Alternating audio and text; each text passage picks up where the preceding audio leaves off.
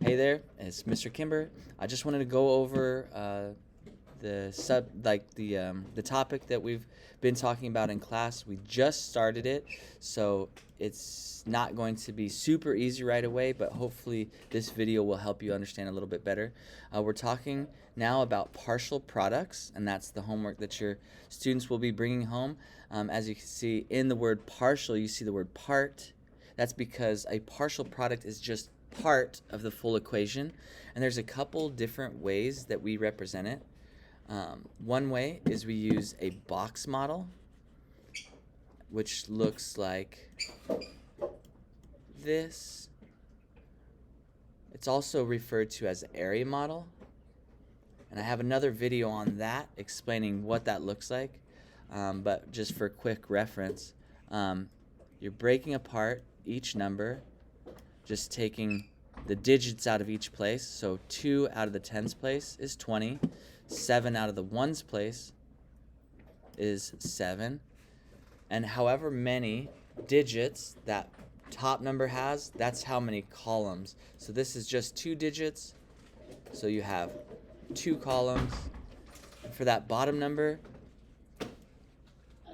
however many digits you'll have, that's how many rows there will be. And since this is just a single digit number, there's just 1 row. But what we're talking about when we're talking about partial products is we're just talking about what you get when you go through each number multiplying them. So this first part would be 3 times 7, which equals 21. And so that is just part of the full product. So that's the partial product in this equation. Another one is 3 times 2. But since that's a 2 in the tens place, you actually have to put a 0 here as kind of a placeholder, because when that 2 is by itself, there is a 0 there. But in this case, you only see the 2. So once you've put that placeholder there, then you do 3 times 2, which is 6. And then you'll add those together.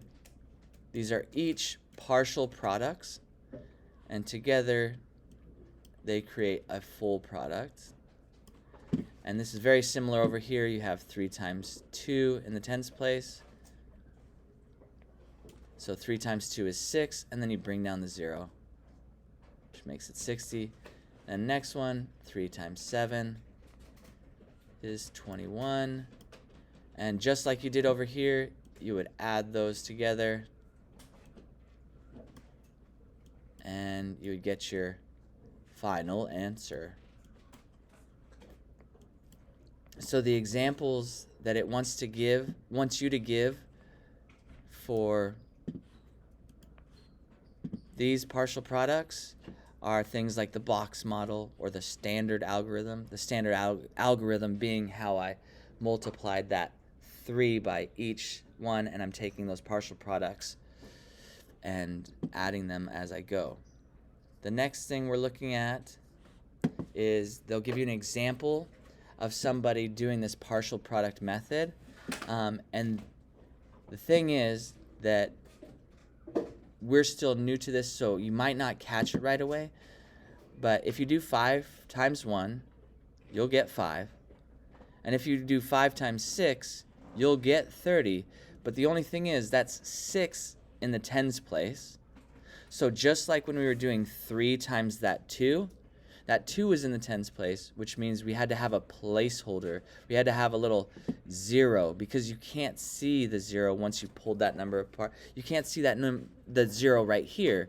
But if you pull that number apart, like the 6 out of the tens place, it becomes 60, but you can't see that 0 yet. So you'll need to do 5 times 6 and then add that 0 to the end. So this one, I don't know if she's right.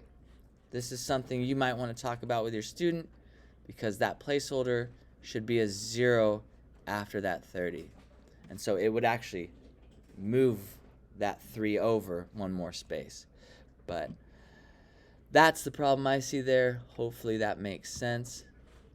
This is an example of the area model that we've been using. The box model, as you can see, that top number is 143. It's 1 4, 3. Once again, 3 digits and 3 columns. On the side here, that's the second number, 32. It's a 2-digit number. There's a 3 and a 2. That's 2 digits, which means there's 2 rows. And basically you're tracing. I might grab the 100 up here, the 30 here, and I trace to find where they meet. And as you can see, they meet right here, and you have the answer of 3,000 square feet.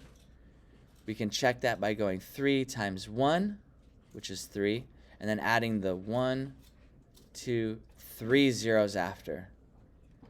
The same thing goes over here. 3 times 4 equals 12, and then those 2 zeros you would add at the end. Hopefully that's helpful, and if you have any questions, please reach out, and hopefully you get this done, and we'll see you soon. Take care.